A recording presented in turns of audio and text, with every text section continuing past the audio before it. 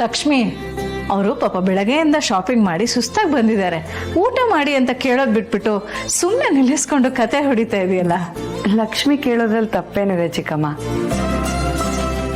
Lakshmi shopping ಏನೋ ಮಾಡಿದ್ವಿ, ಆದ್ರೆ ನನಗೇನು ತಗೋಬೇಕು ಅಂತ ಅನ್ನಿಸ್ಲಿಲ್ಲ. ಅದಕ್ಕೆ ಅಲ್ವಾ ಅಮ್ಮ ದೊಡ್ಡವ್ರನ್ನ ಜೊತೆಲಿ ಕರ್ಕೊಂಡು ಹೋಗ್ಬೇಕು ಅಂತ ಹೇಳೋದು. ನಾವು ಬಂದಿದ್ರೆ ನಿನಗೆ ಬೇಕಾಗಿರೋದನ್ನ ತೆಕ್ಕೊಡ್ತಾ ಇರ್ಲಿಲ್ವಾ? ನೀನು ಅವ್ರ ಜೊತೆ ಹೋಗಿದ್ದಿದ್ರೆ ಅವ್ರಿಗೇನು ಪ್ರೈವಸಿ ಸಿಕ್ತಿತ್ತಾ? ಅಟ್ಲೀಸ್ಟ್ ಇಷ್ಟಾದ್ರೂ ಅವರು ಓಡಾಡ್ಕೊಂಡು ಬಂದಿದಾರಲ್ಲ, ಖುಷಿ ಪಡು.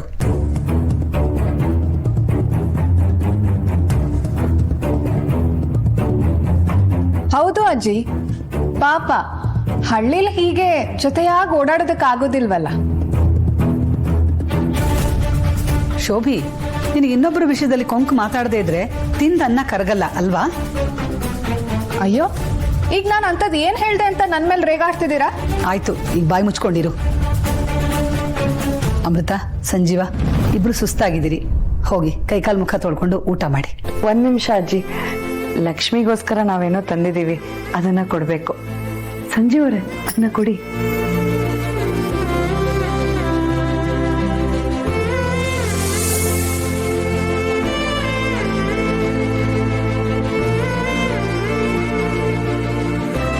ಚೆನ್ನಾಗಿದೆಯಾ ಲಕ್ಷ್ಮಿ?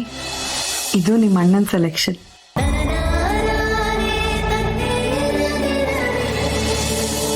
ನಮ್ಮ ಅಣ್ಣ ತಗೊಂಡಿದ್ದಾನೆ ಅಂದ್ರೆ ಚೆನ್ನಾಗೇ ಇರುತ್ತೆ ಅದಕ್ಕೆ.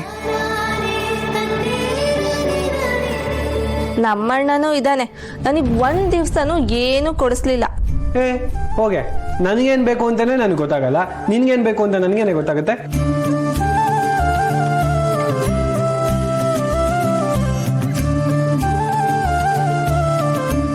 ಅದಕ್ಕೆ ನೀವೇ ಬಳೆ ತೊಡಿಸ್ತೀರಾ? ಸರಿ ಲಕ್ಷ್ಮಿ.